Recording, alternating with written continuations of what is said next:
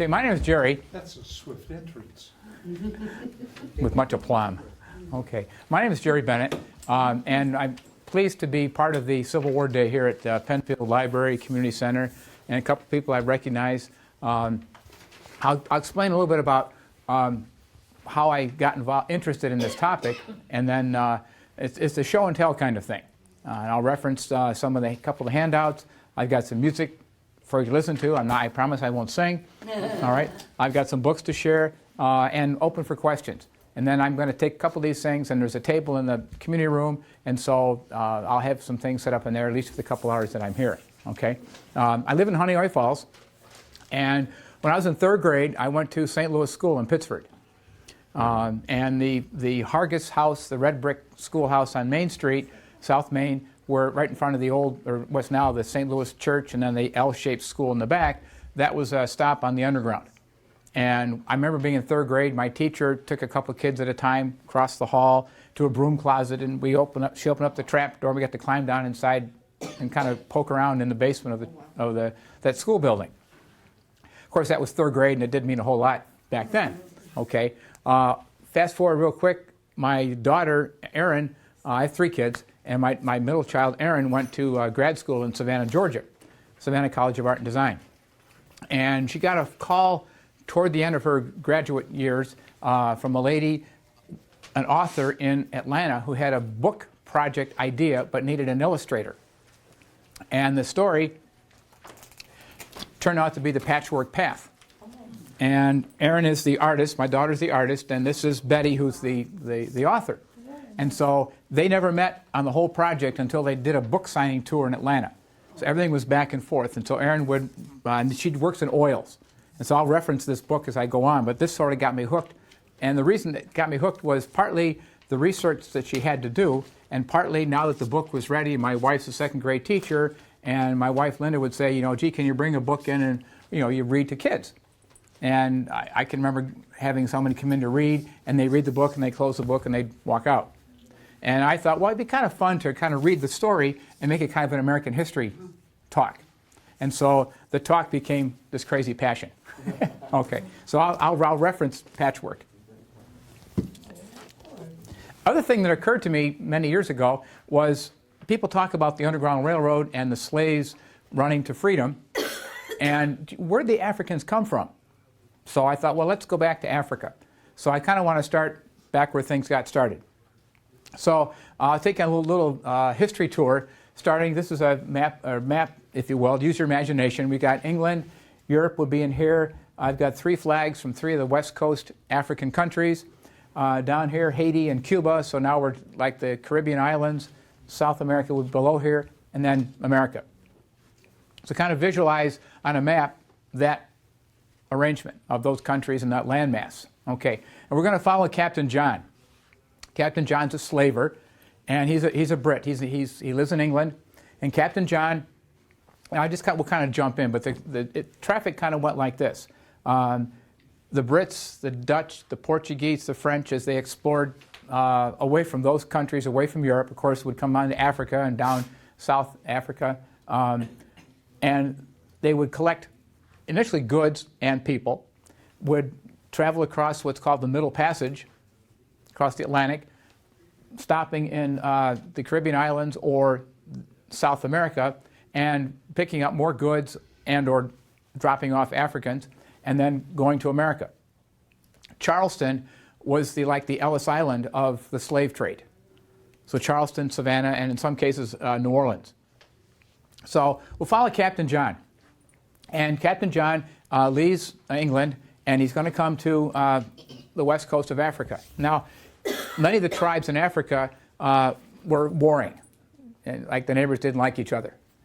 Good fences don't make good neighbors or something like that. So in a war, someone loses, someone wins. And in many cases, the losers became the slaves to the winners, or the indentured servants, or the house servants, or whatever. And they would work for this the victor in the battle. So in this possible trading opportunity, I don't know how it all happened in terms of, gee, we could sell some of our slaves off, and or the Brits, the Europeans would buy them, knowing that they were good for working fields, working the sugarcane, or in America, later on, as we know, cotton, tobacco, and rice. And there were some countries in Africa that were rice-growing countries, and so that African from that country would be well suited to work over here in America, working in the rice plantation, say near Charleston. There were a lot of skilled tradesmen over here. And many of the plantations here in America, the slaves didn't just work out in the fields or up in the big house, because the plantation is like a small city. So you got to repair wagons. We got to build barrels. We got to do a lot of fix-up kinds of stuff. So some of the skills they had, they could bring over here. So Captain John would come into Africa, and the Africans that were enslaved were put into a large walled fort called the barracoon. And they were brought in from the inland to the coast. And when the barracoon basically it was like a big prison. And people were put in there. The slave ship captain would come into the port, and he would have his agent, so to speak, go up and negotiate with the African warrior, let's say, and basically negotiate or swap. The currency, now it's not like you go into Wegmans, get your Wegmans card out, and you buy a loaf of bread, and then you get your money out and you buy if I could buy a loaf of bread for $1, that'd be great. Okay, so the currency was called a manila, it sounds like a manila envelope. And I had the opportunity of doing a presentation, and a lady in the audience said, "Would you like some slave bracelets?" And I said, "Sure." I knew what they were.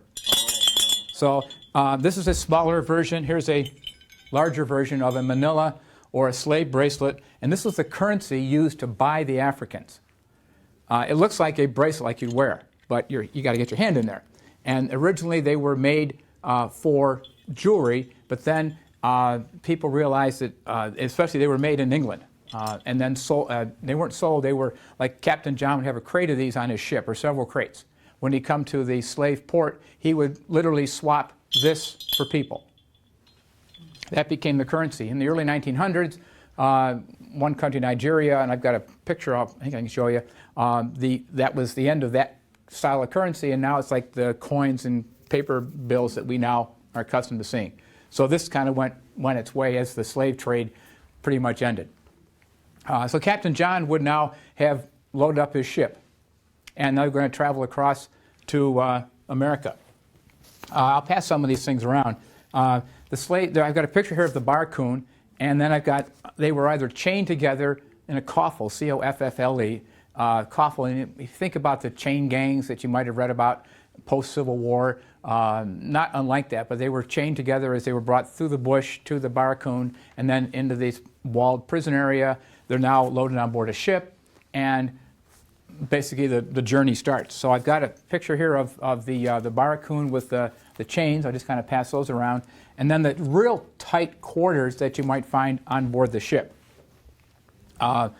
One ship picture I've got, if anybody's good at putting math together real quick, we're okay.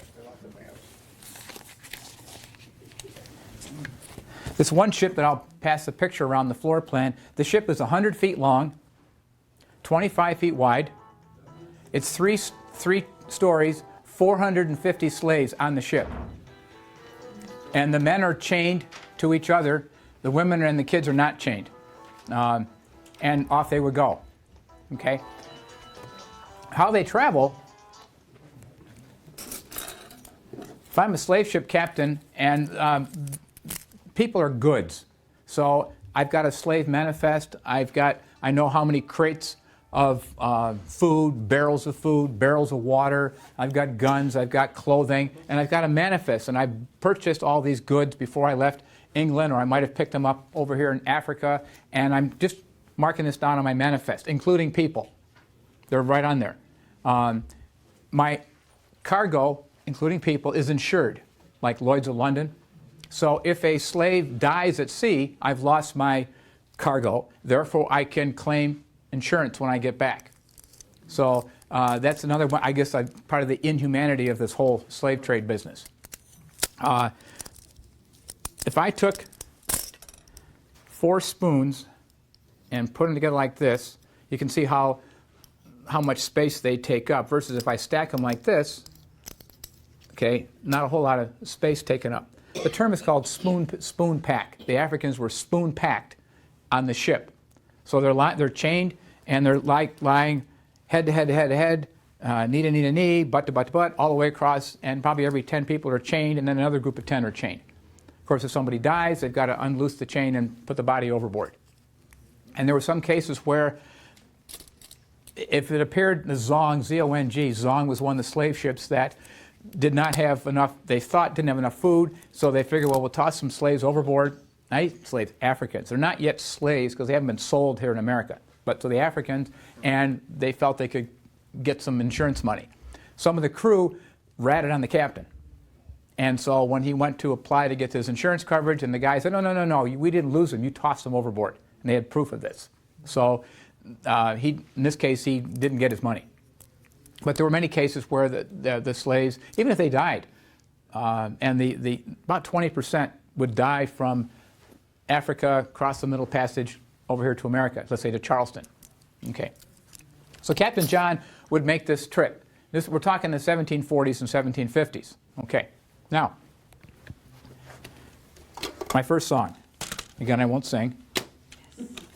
You're all saying yes. You might recognize this song because it kind of relates to Captain John.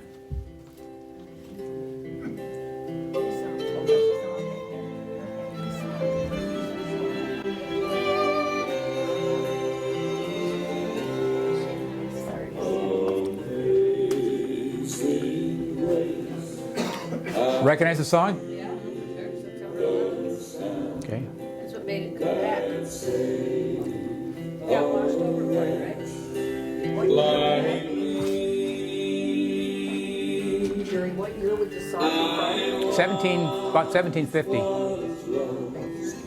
Captain John was Captain John Newton, who wrote Amazing Grace.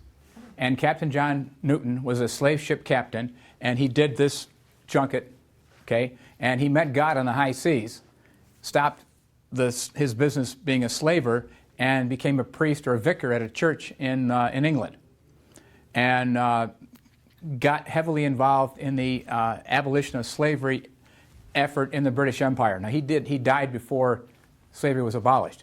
The little boy who was his neighbor, you picture like getting a yard boy to come over and do your lawn, you know, and trim the hedges and wash the windows, was William Wilberforce. William Wilberforce was a member of Parliament who kind of led the charge in England to get the slavery abolished. So John Newton was a slaver, and John Newton wrote Amazing Grace. So there's an interesting connection in that song. When you hear it now, I'll take you back to a little bit of piece of history there. Okay, so the slaves are unloaded in Charleston. Now, think about, we're 4 to 6 months on board a ship, lousy living conditions, pretty bad food, and when they come in board, before they're sold, they're prepped for sale. And there were a couple of prepping stations, and this is kind of bizarre, I think, in my family. My daughter Erin, the artist of that book, they now live in Charleston. And literally right down the road, Mount Pleasant, which sounds very nice, okay? Mount Pleasant was the prepping station for the slaves who were being offloaded into Charleston. And so there was areas where they were literally fattened up, greased up, fed, so that if their hair was turning gray, they would dye the hair and make them look younger. They would kind of buff them up with some cocoa butter, whatever you use to do that kind of stuff, and make them look suitable for sale. Okay. And then they're sold. So the auction block, first you got, I'll just share a couple of these points here. Sale, 440 Negroes. You'll find them at the race course. It was an open area. It looked like the Farmington racetrack. Ever been to Farmington racetrack? You know, or any place where you race horses. Okay, so it's a big area, and we're going to have a sale today from 10 till 2, and then it tells you what kind of money to bring. Oh, they got horses for sale there too. So we're not just selling people, we're selling horses, we're selling goods at the auction. And it might be an open air auction. In Charleston, there's a slave mart.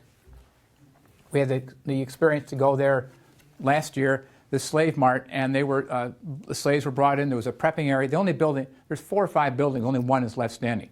But one building was where they were prepped, and then they were moved from this building to the front building. And you've got a stand over here, and then the buyers are down here, the auctioneers up here, and they're going to sell men, women, and children for X amount of dollars. The men, if they look strong and they kind of get poked and prodded, they would go for maybe $500. The women tend to be teens through early 30s, where the expectation is that if this woman gets pregnant and gives birth, let's say every other year or every 3 years, the term they use is homegrown slaves. They have to buy the babies because the mother gave birth to the child, and the condition of the mother determines the status of the child. Mom's a slave, baby's a slave. And so that was true, even if the husband was a freed man. So mom's a slave, baby's a slave. And there are many cases where in later life, when the slave trade was abolished, it still was thriving in America because of this homegrown situation where mom gets pregnant, birth to a baby, the baby's born a slave. Might have had okay conditions, if I can use the term okay, as they're growing up, but then probably when they're 5, 6, 7 years old, they're working in the big house, they're working on the plantation, and life gets a lot rougher. So the slaves are sold, and I'll pass around a couple of pictures of, this is an auction house, this is in Atlanta, this is an auction house, and over here is an auction block, and then one place they were kept, it looks, it's a slave pen in Alexandria, Virginia. If anybody gets a chance to go to Cincinnati, Cincinnati Reds baseball team, in the same parking lot as the Reds baseball team is the underground, it's called the Freedom Center. The full title is the Underground Railroad Freedom Center, and it faces Kentucky. Kentucky was a slave state, Ohio was a free state.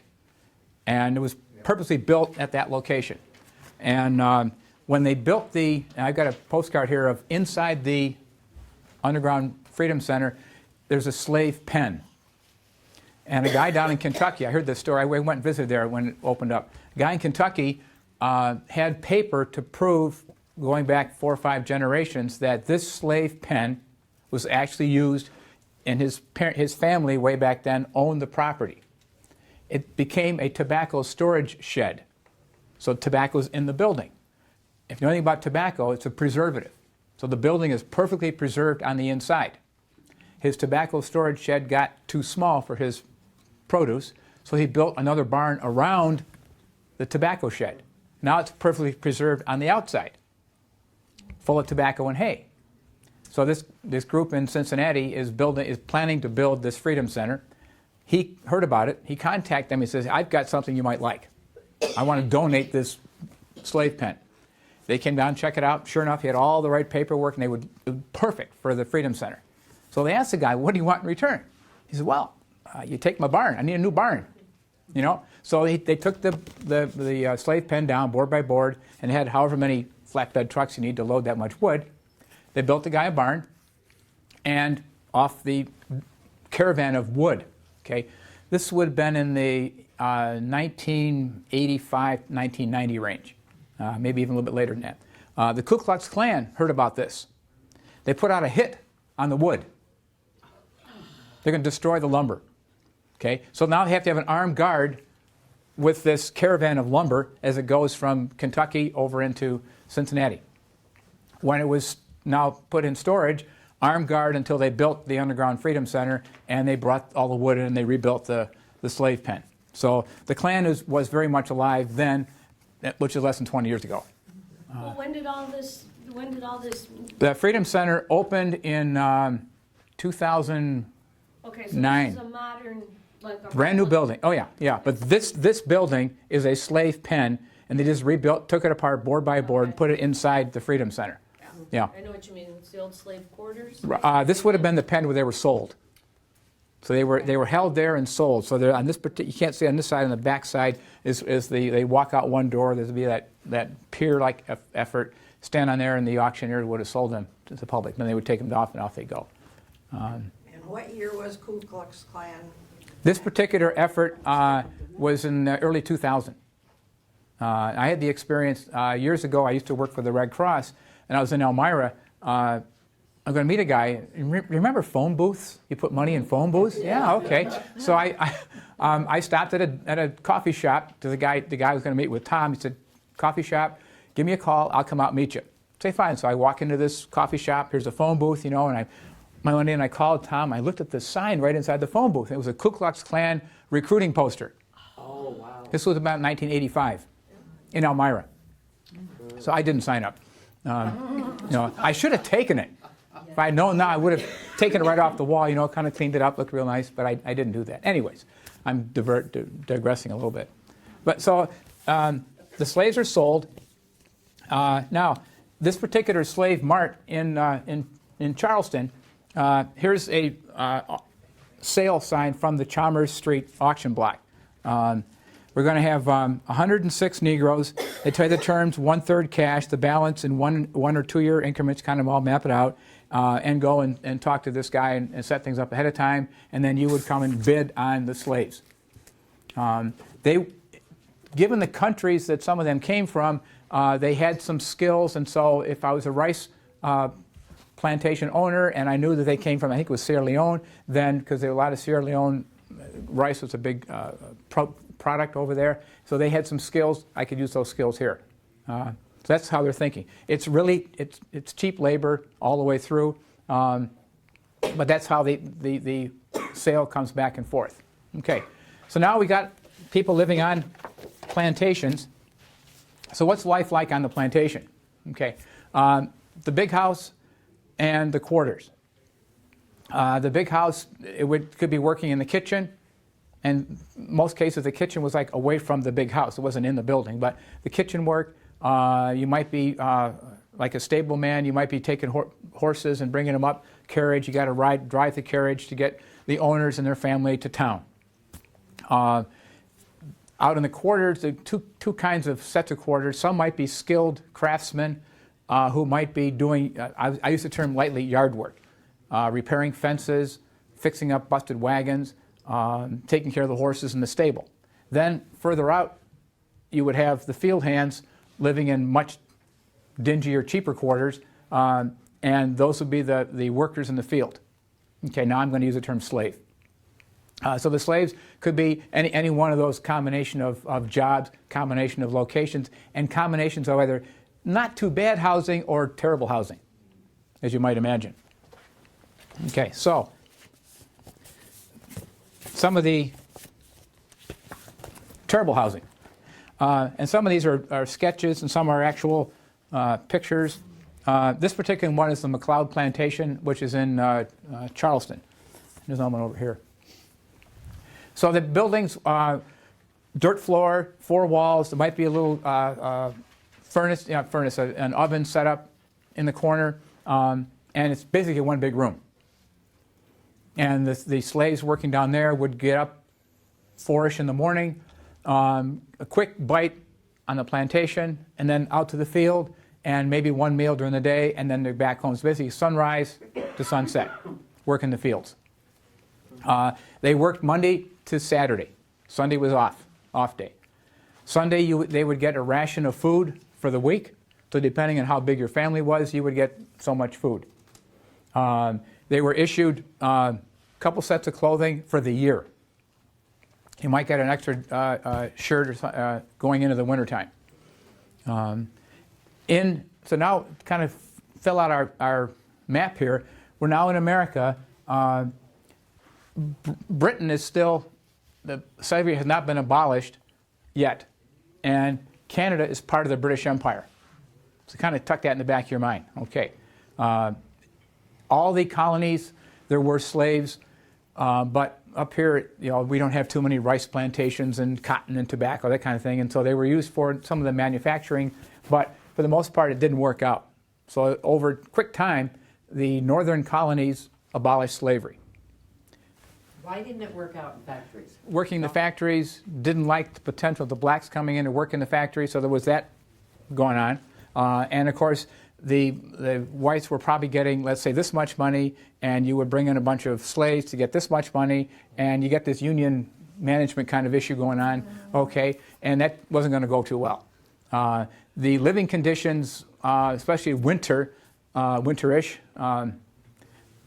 that would be another factor too. The southern colonies, so pretty much Virginia South, were the weather's much nicer, and even some of those colonies were settled originally like by indentured servants from England, so they're basically having to work a wage, work off like slaves. So there wasn't that much going on. There was still some animosity between the poor whites and the blacks going on, but the living conditions just were better suited. Again, if I can use that term, better suited. Were Yeah. most of the indentured servants Caucasians? Were they mostly white, or were they white? A lot of them, when they originally, those colonies were settled, they were white. They were Europeans. And they came here, they came here. So like Oglethorpe in Georgia, they indentured servants coming to America to basically, you had a choice. You could stay in England or take a ship ride, work for 5 years, and we'll take care of your indenturedness, your debts. How did you become an indentured servant? You losing money, you're debtors, yeah, basically that, yeah. So you have a choice. You can stay in debtor's prison in England or come to America, long boat ride, and but you're free. Now there were blacks that came to America in 1920. So when Jamestown was settled, there were blacks on board some of those ships. So when did people start running? Probably the day they stepped on land. The Underground Railroad, as we kind of know it, was big time 1820-ish to 1860, Civil War. So that's only like a 40-year time period, give or take a couple years. And so I want to kind of put the background behind why do people run, considering conditions. That was a big one, considering conditions. I mentioned Sunday being a day of rest. Okay, you get your ration of food, and the plantation owner would have his preacher come and do a service on the plantation, typically a white preacher. And so the slaves would come to the white service. There were some slaves who were kind of very charismatic type and had learned how to read and write. It's against the law for them to be taught how to read and write. It's against the law for them to know how to read and write. So if you were the person who taught them, you could be whipped. If you were the person learning, you could be whipped. But they did it. One term was called the pit school, where there was a pit in the ground, and the white kids would show the black kids how to read. They would kind of go out after going to white school during the day. They would get together, the little black kids, which they knew. Kids got along fine. It's just those ugly parents got in the way, the adults. So the kids taught each other how, and they'd dig a pit, put some branches over it, and they'd go to pit school and learn that way. There were some cases where the white teacher would have liked to have taught the black kids, but couldn't. So the teacher would be kind of talking to the white kids. The black kids are outside the window, and she's talking real loud and going very clear about how to make that line. The kids over here are learning, okay. And so they learn how to do that. It was kind of a creative way for the black kids to learn some of their words. Okay, education became a ticket to freedom. So I kind of keep that in the back of your mind. Okay, along comes the American Revolution. Remember Crispus Attucks? Heard that name? Okay, he died in the Boston Massacre. He was a black man. He was a free black man. So that was one of our first heroes of the Revolution, and a black man killed in the Boston Massacre. In 1793, built into the Constitution, was the first fugitive slave law, which basically said if you run, you could be brought back. Now, the southern states were pretty much slave states. New York State abolished slavery in 1827, I think it was. Yeah, my wife just reminded me, my daughter lived on V Street Northwest in Washington, D.C. Just a couple of blocks from the Capitol, a bunch of row houses, and there's a small park just a block away between about First Street and V. Up behind the Capitol. No, well, Sort of, well, yeah. V is up, Sure. up the hill a couple of Okay. blocks. But It's a residential area and traditionally a black area too that we knew. It's now middle class. Right. But Crispus Attucks Park, it's a national park, I think. It's just a little thing. It's smaller than this Yeah. property. But Crispus Attucks Park is there, and I always knew it was there, but I didn't know that's apparently where he lived. And then he must have gone out, he must Yeah, have gone yeah. out to Boston. Yeah. Yeah. And he came into the Boston area, now had a job, legitimate, picked up a job, but was really upset at what was happening and picked up, I guess it was a club or something, that was his weapon of choice, and got killed in the Boston Massacre. Yeah, interesting. Okay, thanks for sharing that. Yeah. So the colonies now are abolishing slavery, and things start to happen. Okay, now a couple ways that you might escape. One was a revolt. One would be just kind of quietly go. One would be to get somebody who might help you. And at the same time, there was some efforts around abolitionism. Some people were against slavery. They want it abolished, but over time. There were some that wanted slavery abolished right away. And the third movement was, I'm against slavery, let's send the Africans back to Africa. Colonization. This is the country of Liberia, this flag down here. If the flag kind of looks like the U.S. flag, Liberia, liberate, French word for freedom. Okay, so this was one of the African countries that was resettled. The plan was to resettle with Africans who were in America. Let's send them back to Africa. It was this whole colonization effort. It didn't work out that well. So now we got choice with, do we immediate or gradual freedom? There were some that wanted immediate freedom, and we're going to have a revolt. So Nat Turner was a former slave, bought his freedom, he had a charismatic experience, if you will, and felt very strongly about helping slaves to escape. In the Bible, in Ezekiel, this is Nat Turner's verse, the Lord said to him, go through the midst of the city, even through the midst of Jerusalem. Put a mark on the foreheads of the men who sigh and groan over all the abominations which are being committed. But to the others he said, go through the city after them. Do not let their eyes have pity on them. Strike them down dead. So his thing was, we're going to kill all the whites. That was it. Okay? But he lifted this Bible verse out, and this became his verse. He led a revolution in Virginia, and killed about 60 whites, but unfortunately, in turn, because of the backlash, about 200 blacks were killed, including Nat Turner. So that didn't work well, so people thought. But what it did get the white plantation owners kind of concerned. Got all these blacks on my plantation, just a couple of us white guys that run the plantation. So this concern about becoming armed became a real concern. Okay. There was a runaway, a slave named Denmark Vesey, who also wanted to, I'm in the books, who also wanted to launch a revolt. And unfortunately, one of the guys in his little group ratted on him, let the word out. And so he was caught and executed. And this was in Savannah. So that didn't go well for Denmark. How about what year was that? 1820s. So how 1822, long has Charles. been here by then? 50 years, 40 years? Large populations. We're talking as the slave trade really picked up before it was abolished. My readings were like 70,000 to 80,000 Africans leaving Africa. Of course, some would get dropped off in Caribbean and South America, and many over into here. Fast forward now, when we get around to the beginning of the Civil War, slavery, this trade's been abolished. There are about 4 million black slaves in America. Begin the Civil War. Many of them slaves, but many of them, were free, but they were still considered, and if you had the census roll, blacks. Now that Liberia, was that run by the French or the English? I think it was English. That's a good question. I mean, Liberia, probably the French name, yeah. No, yeah, well, it was an American innovation. An innovation. I don't know whether,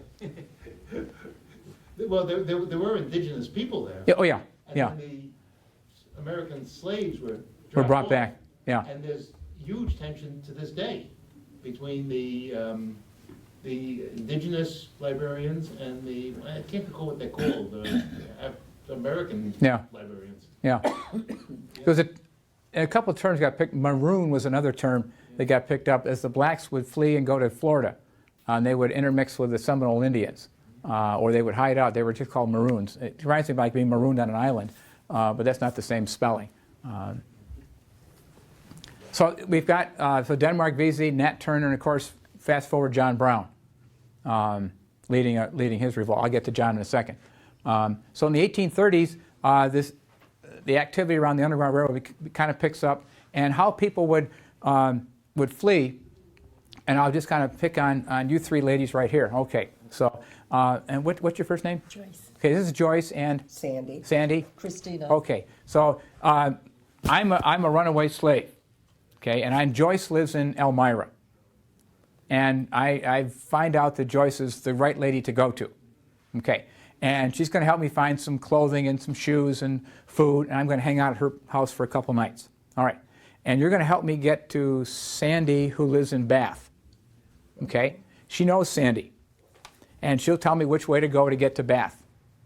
And when I get to Bath, I'm going to look for a quilt hanging on your front porch that has some markings on it. I'll show one in a second. Has some markings on it. Okay. And your first name? Christina. Christina. Okay. Now Christina is up here. Let's see, Bath. Let's put you in Naples. Okay. You're in Naples. Now you don't know this lady in Naples, but you do. Okay. You don't know this lady down here in Elmira, but you know this lady over here who's in Canandaigua.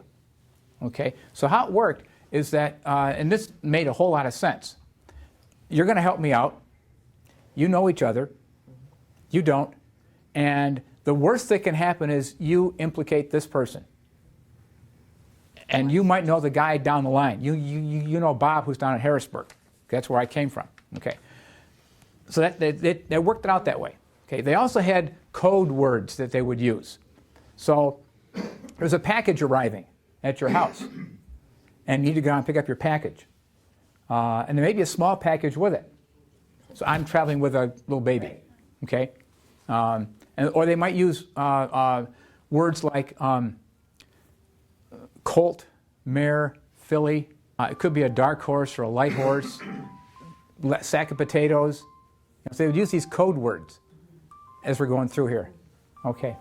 So just want to tip you off to how it might work. Okay. So that's how I might seek my freedom. Here's a lady who runs away, and she's going to get some help on the way. So there are wanted posters put out in 1793, Fugitive Slave Law number 1, 1850, Slave Law number 2. Prior to 1850, slavery gets abolished in Britain, which means Canada is now a free country, 1830s. But all the northern states, Pennsylvania, Ohio, Indiana, and of course North and New England are free states. So if I just get across the border from Kentucky into Ohio, I'm okay. And there were many locations across the Ohio River that they would be secure. So here's a wanted poster for a lady who runs away. $300. Runaway. Actually, there were 3 people in this group. There was a boy named Harry. He has one side of his neck has a wound just under the ear. He's dark chestnut color, about 5'8". Ben, age 25, very quick to speak when spoken to, chestnut color, about 6 foot. And Minty, a girl, age 27, chestnut color, fine looking, about 5 feet. $100 for each one of them, or $300 for the whole lot. This is a wanted poster. They're on the run. Now, they're being chased probably by a bounty hunter, bought or under commission from the slave owner. And this is all they have. No pictures. No, you can't look in your wallet and get your driver's license out. So this could be anybody, which was kind of risky for the freed black man who lives in Cincinnati, who might get mistaken for Harry, who's 19, with this description. And so what do? They grab George and take George back. He looks like Harry. And unfortunately, that was the risk that a lot of the freed black men and women had. So some danger there. All right. Minty is Araminta Ross, Harriet Tubman. Okay. So that was her given name, was Araminta Ross. Araminta. She married John Ross, so now she is, and Minty was her grandma's name. And of course we know her as Harriet Tubman. So Harriet flees from Easton, Maryland, and does get away. Ultimately winds up in Canada, in St. Catharines, coming through this part of the country. And she goes back, some would say anywhere from 17 to 20 plus times, to help family and others flee. They say at the Tubman Museum, there were 400 people she took to free. Okay. Harriet Tubman Museum is over in Auburn. So it's a quick road trip. You know, stop at the outlet mall on the way, and to or fro. You got the outlet, you got Harriet Tubman's place, you got William Seward's house. And, Mark Twain. Wilford Hall, Okay, Wilford, okay. which is the seminary that the church Right. has left that Tiffany did everything. Okay, okay. And on your way back, you can stop at Seneca Falls to catch the Women's Hall of Fame. And in the there's two buildings in Seneca Falls. There's the Women's Hall of Fame, and then there's the Park Service owns a building. Now I went there, I went into the wrong building. It just said Women's Hall. I walked into the Park Service one, which is free. Now it wasn't because I was cheap. I just had a short amount of time. But this Park Service one has all kinds of interesting, 3 stories high of things to check out. Well worth it. And then of course, my next trip, I got to stop at the Hall of Fame. So anyway, so Harriet is one of these people who did escape. Frederick Douglass was in Maryland. He escaped. His birth name was Fred Bailey. And Fred Bailey, his trade, remember I talked about some slaves were tradesmen, had some skills, and others worked the fields. Okay, Fred Bailey learned how to caulk ships. That was his trade. So he was hired out by his owner to go down to the wharf, work all week as a ship caulker, come back, say Friday night, Saturday, and give me, the owner, the money you made. So basically, Fred Bailey gets no money, but he works all week. Okay, and Fred Bailey figured out, because he learned how to read and write. The wife of the owner taught him. His ticket to freedom. He finally gets out, and because he's attached to the ship business, he knows north from south, from east from west, and he winds up in Massachusetts, New Bedford, Mass. And he's got this trade. He can caulk ships. So he's working up there, and he tries to find a place to hide out. He finds some freed blacks who take him in, and of course it's a wanted poster on Fred Bailey, so the people up there say, you got to change your name, man. So when he was walking down this one street, I did some reading, he saw there must have been a lot of Johnsons. He said, well, I'll be Fred Johnson. And the guy who took him in said, he kind of chuckled, he says, you know, we got a lot of Johnsons here in town, you need a better name than Johnson, it can't be Bailey. Well, the guy who took him in had been reading Sir Walter Scott's Lady of the Lake. And the hero in Walter Scott's Lady of the Lake is a guy named Douglas. So he says, Fred Douglass with 2 S's. So that's where Frederick Douglass's name came from, was from Lady of the Lake. Okay, so it wasn't his given name. It's not, but he's in Massachusetts. He eventually, we know he settles in Rochester. He does a lot of speaking because he fled. He hooked up with William Lloyd Garrison in the New England, Boston area, did a lot of public speaking. He was a wonderful speaker, big, deep, booming voice, and had a great story to tell. In 1845, he wrote his autobiography, and he wrote 3 books. That was his first one. And he winds up in Rochester, and of course, William Lloyd Garrison had the Liberator newspaper in Boston, and over here he wants to start his own newspaper called the North Star, and like the rest is history. Harriet Tubman and Fred Douglass were buddies. Now, Susan B. Anthony and a lot of the women who were involved in the women's rights movement kind of got their experience from being abolitionists and helping slaves. It was much easier to help the slaves get their freedom and work for, at least for the black men, to get their abolish of slavery. It was easier to do than to get women to get their rights. So Susan B. Anthony, Lucretia Mott, you just name Elizabeth Cady. All these women, many of them got their skills from working the abolitionist movement. Okay, now we're getting into 1850. Fugitive slave law is now beefed up with the second fugitive slave law, and now no northern state is safe. The slave law was written such that I could come to your town and I see you walking your horse on the street, and I'm chasing this guy over here. And I could say, you got to help me out, or I'm going to put you in jail. Besides, when we get this guy, we'll put him in jail too. So anybody on the street could be, quote, deputized to help the bounty hunter or to help the marshal who's chasing the slave. So now nothing was safe. So now Canada had to be the place to go. So we kind of move up that way. Different people use different ways to get out of town. This guy over here, Henry Brown, had an idea. Get his friend named Sam, a white man, to build a crate, and Henry Brown had himself shipped to Philadelphia. Okay, 27 hours in a crate, on a wagon, on a train, on a wagon, finally get to Philadelphia.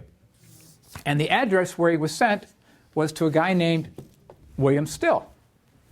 And William Still, free black man, he was part of the Vigilant Society in Philadelphia. His job, he kept track in a journal of every single slave that came through Philadelphia and to help them out. The Vigilant Society, they kind of interview people, size up the situation, but they would write down, okay, where are you from? Any family back there? Because he thought, you know, we might need to reconnect with the family or others come to town. So he kept this journal. It was books and books and books. And after the Civil War, he published, it got published in 1870s. Now, Okay. was this person black or white? He was black. He was black. He was a Free black man. slave? He was free. His parents were slaves, and they bought their freedom, which meant he was free. And he learned how to read and write, and he had this passion for writing. And he came up through Philadelphia? He was in Philadelphia. His parents were in Philly. Yeah. And so William Still wrote, he kept a ledger of all these slaves who were on the run. Okay. So I'm here- so trying to his- make a connection. Right. So his job would be to help the slaves. He wasn't a conductor like Harriet Tubman was a conductor who would lead people. Okay. His job was to help them get food, clothing, shelter, maybe a job for a short period of time, depending on their circumstance. How far south were they? If you picture where the Appalachian Mountains run, kind of like the backbone of eastern New York State, or eastern U.S., okay, this side of the Appalachian Mountains, if you live in Virginia, North and South Carolina, your way to get out of town, so to speak, would be to run north, either along the coast or up through D.C., Philly, Harrisburg, Elmira, Bath, Rochester. If you were a bit further south, you might head toward Florida. The Spaniards hated the Brits, so they were very open to let slaves come on into Florida. The Seminole Indians didn't like the white guys, so they were very open to having the slaves come in. There were some coast islands, the seacoast islands off the coast of Charleston and Savannah, and this is where the Gula people live. Have their own dialect and language, but no one wanted to go in the swamp to chase down the runaways. And so that was safe. Now, Who are they? I don't know. it was black families who were former Africans, former slaves, settled in these swampy areas off the coast of Charleston and Savannah, and they kind of maintained their own culture from Africa, kind of overlapped with some American U.S. Customs, and they have their own dialect of speaking, still there today. Called the Gula or Gullah people. Brer Rabbit, that whole series of tales that we grew up with, was all Gula.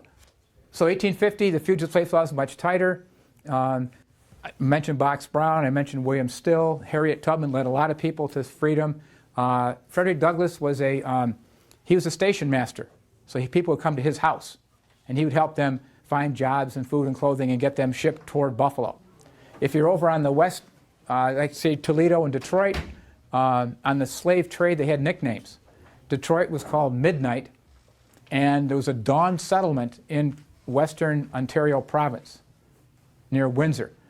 Dawn settlement. So if you're on the circuit, you went from midnight to dawn, which sounds like nighttime journey. Well, it really means you're going from Detroit to the dawn settlement over here. So that was one of their ways to kind of get out of town. Let me kind of close up here with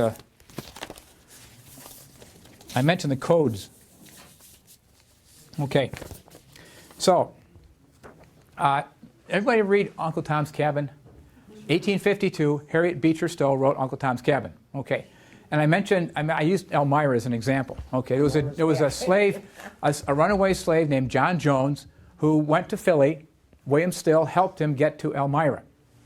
And he runs into Elmira, and he's told to look, he gets some word to who to look for. And he goes to this church, and he befriends a guy at a church and some abolitionist friends who need to raise some money so that John Jones can get a job, because New York was a free state, get a job and get some food and clothing and shelter. So he connects with Jervis Langdon. Jervis Langdon is Mark Twain's father-in-law. And so the church that Jervis Langdon was a member of, they kind of sponsored this John Jones guy. Okay? The pastor at the church was Thomas K. Beecher, Harriet Beecher Stowe's brother. Okay? Civil War starts, and Elmira is a Union training camp for like all the guys from Rochester would go to Camp Elmira, and they would go south, fight in Gettysburg. Okay. 1864, the Union camp becomes a Confederate prison camp, because now we're winning battles and we got shipping all these Confederate soldiers back north. So 12,000 prisoners come to Elmira. 3,000 die. John Jones at his church leads the burial detail on all 3,000 Confederates. So there's that little connection there. And John Jones, now they have John Jones Day in Elmira. He's big down there.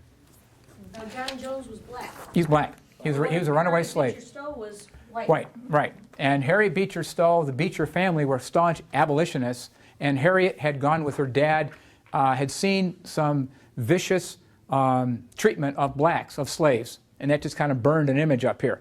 And she heard stories about different people, and she kind of wove some of those stories. The Uncle Tom of Uncle Tom's Cabin was really a guy named Reverend Josiah Henson, who was a slave who ran away to Canada, to there's a bunch of towns on the west. I mentioned the Dawn Settlement in Chatham, Ontario, Buxton, Chatham, Kent, and that's where he settled. And he started this community of former slaves, Josiah Henson. The story in the book about Eliza, who runs away with her little girl, and she kind of tiptoes across the frozen ice, or the not-so-frozen ice on the Ohio River to get to Kentucky. Okay. If I can borrow your hand for just a minute, I'll tell you when. So here's Eliza coming across, dancing like this, and she says, "Ma'am, I'm Rankin. You're safe." Rankin was Reverend John Rankin in Ohio, lived up on a hill, and could see all these people as they flee across. So his sons, the Rankin boys, would go down, and they wait. Here's his house. They go down, they wait for people. They see him coming across, and they always had a light on in the window. And everybody knew that Rankin was safe. Okay? Of course, the people in Kentucky hated this guy, but Ohio was safe. And so as Eliza's dancing across, one of the boys goes down and says, "Ma'am, I'm Rankin. You're safe." And pulls her out of the water and gets her up here and gets her out of town. So Harriet Beecher kind of wove all these stories into her book. Now, what I haven't read yet, there's a key to Uncle Tom's Cabin. It's another book. I haven't read that yet. I just heard about it. I finished reading it. Because a lot of people said, no, these stories are phony. So she wrote a key to all the stories, which sounds fascinating. I just got to get a hold of it. Okay? So fast forward, John Brown leads his raid. He tried to recruit Fred Douglass to join him. He knew that Douglass had a lot of influence and wanted to get some of the other blacks to rise up. He tried to get Harriet Tubman to go on the raid.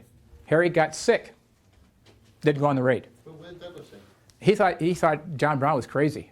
But Freddie Douglass had a guy with him. So John Brown met with Freddie Douglass in Chambersburg, PA, and a third guy named Shields Green from Rochester, a former slave, black man, went with Frederick Douglass. He stayed on with the raid and was killed in the raid. But John Brown went on the raid, as we know, and to the Northerners, he was a hero. He died for the cause. Okay, he's a martyr. To the Southerners, they hated him, thought he was nuts. What's interesting at the raid, it lasted. They didn't do a lot of right things, but they did capture the armory. They had it for maybe a half a day, and they let a train go through. Of course, the train went and told people down the line, and the word gets down. Of course, the rumors mills like there's thousands of slaves have taken over this arsenal in Harper's Ferry, which at the time was in Virginia. Now it's West Virginia. So the Marines are sent from Washington, D.C. Robert E. Lee, at the time a Union Marine, was the leader of this group of Marines that went to Harper's Ferry. So if you read the story, it was Robert E. Lee's men who surrounds the fire engine house where John Brown was trapped.